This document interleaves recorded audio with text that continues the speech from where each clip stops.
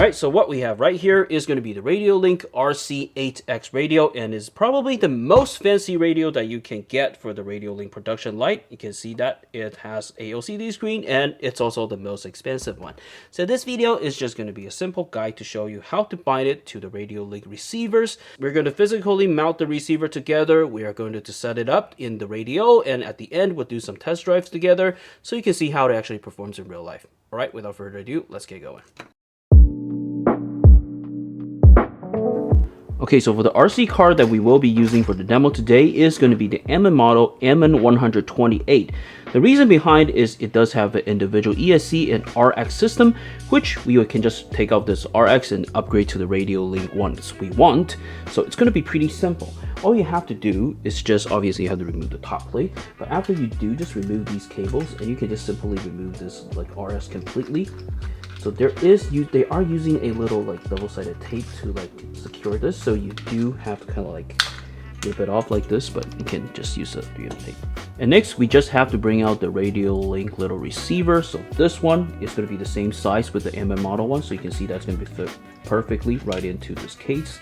So yep, it should be sufficient for us to connect everything that we want to go in here. The only downside is that you probably will lose the lighting control because like the plugs of the original MN model doesn't fit, but it doesn't matter since like the goal right here is just to make this car drivable. So we will need at least two connections. So two connections, first one is going to be the ESC and second one is going to be the steering servo. So the steering servo in general, it's going to be in channel 1. So the sequence goes in like this. So it's going from channel 1, 2, 3 all the way to the bottom. So you have 6 channels in total. And next is going to be the direction, the polarization of plugging in. So generally the one with the black cable, the ground cable, is going to be facing that way. So this case is going to be brown. So all we have to do is plug it in channel 1 and face the brown cable that side. Okay, same goes to the ESC system. The black one goes to that side and we are going to plug it into channel 2. Let's actually pick this up, probably need it. And once you have plugged in everything, we will be able to power this on. Okay. Alright, next let's bring out the radio. Alright, so next we're going to bring out the RC8 radio, and what you have to do is just to power it up. Very simple. Okay, long press. And next we're going to go into the setup menu. So you can either press this button once or just press this little touch screen. It's either going to be the same, and you're going to click this radio icon. You can see that this like radio icon, and once you're in here you will be able to scroll down and you can select the receiver setting. So the receiver setting, this is important because Radiolinks does have version 1s and version 2s of receivers, so you wanted to make sure that you're actually selecting the correct group. If you're not doing that, it is not going to bind together. So in order to find out like what receivers that you have, it's pretty simple. All you have to do is just click the receiver options and you can see that if there's a number that is matching yours. So this one is the R6F. So R6F is right here. So just for your clarity, so just for clarity purpose, we're just also going to be clicking the other ones options, the V2. So you can see that the R8FG, the more newer ones, is going to be in here. So if you have a newer receiver, probably the ones that included with this one, then you can just select this one in order for them to bind. Alright, so once you have select, all you needed to do is just click the checkbox here. You can just switch between either of them. So we're going to keep it in V1. Next step, we're just going to be coming at the receiver side. You can keep at any screen, no problem. So there is going to be a bind button that you have to hit. For this scenario, you can see that the bind button is just right here. You just have to find something really like sharp and just kind of like long press it until it goes to like a green rapid flashing.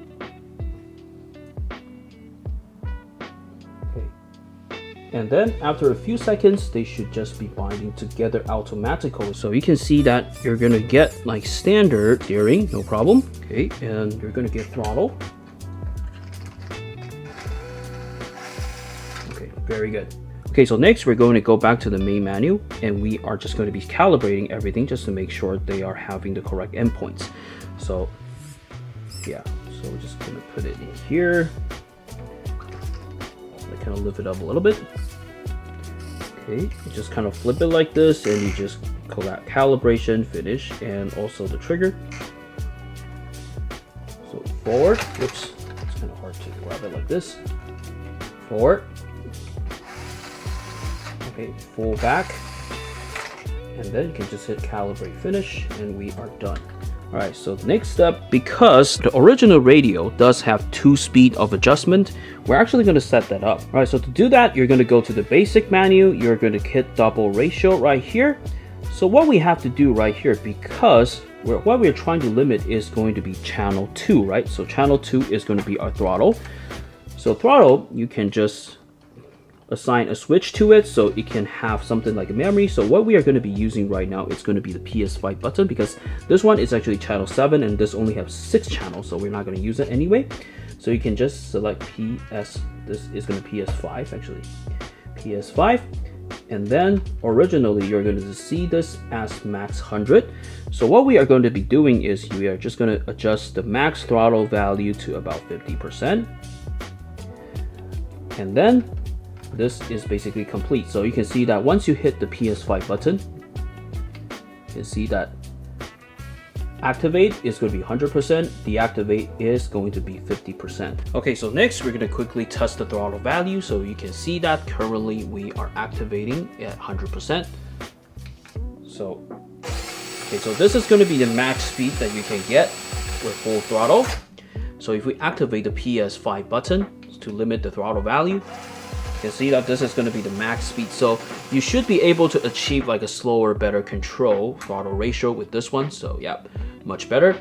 Also, if this is the first time that you are setting this up, you will want to reverse the channel, because the channel is just not going to be correct when you're just hooking up it completely.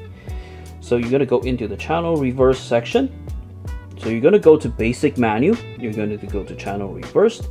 And you want to make sure that you click these open. Otherwise, it's just going to, you're just going to feel that they are like going everything, it just reversed. So make sure you reverse it.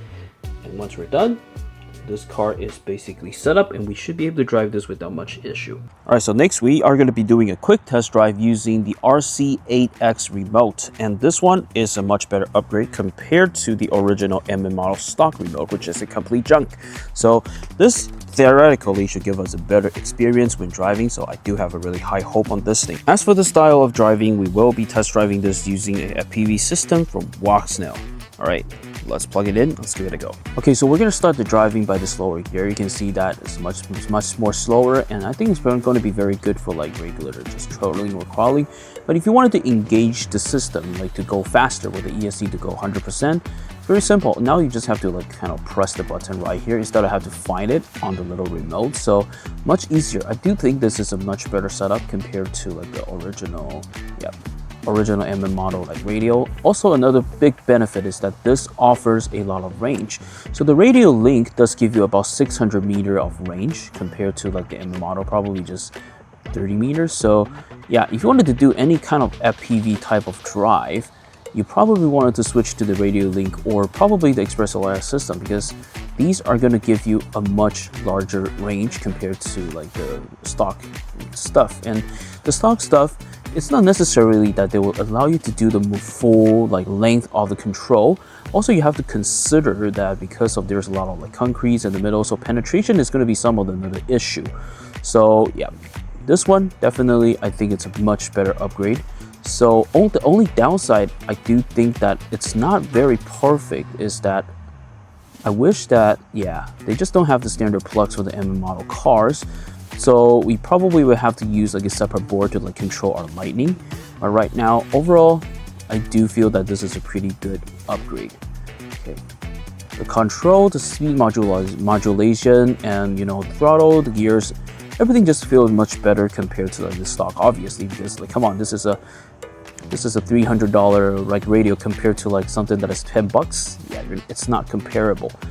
But overall, very good upgrade. And I do think that, yeah, if you can, I still prefer to just like kind of like use one radio for all my setups, because I don't know, but this is something that is just very different in the FPV drone hobby compared to like the RC car sector, because like in the RC car sector, I don't know, like each car has a radio, but in FPV drone we generally keep one radio for everything.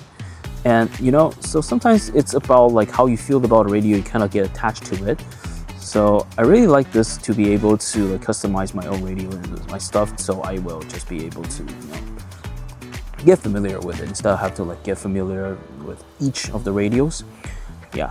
The only other thing that I probably wish that this could be improved is that it's not kind of like an improvement, but it's like a personal preference, is that this radio is kind of big.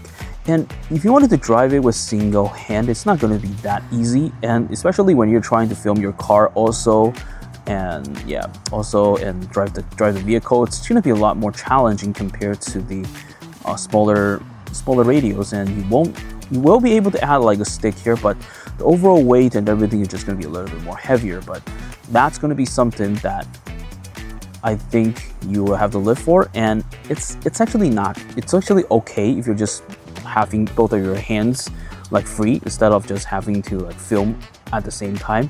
It's actually going to be a better experience when you're driving like two hands, in my opinion. Alright, so that's going to be about it for this quick setup guide. And yep, if you like what I'm doing, please like and subscribe, and I will see you in the next video. Bye for now.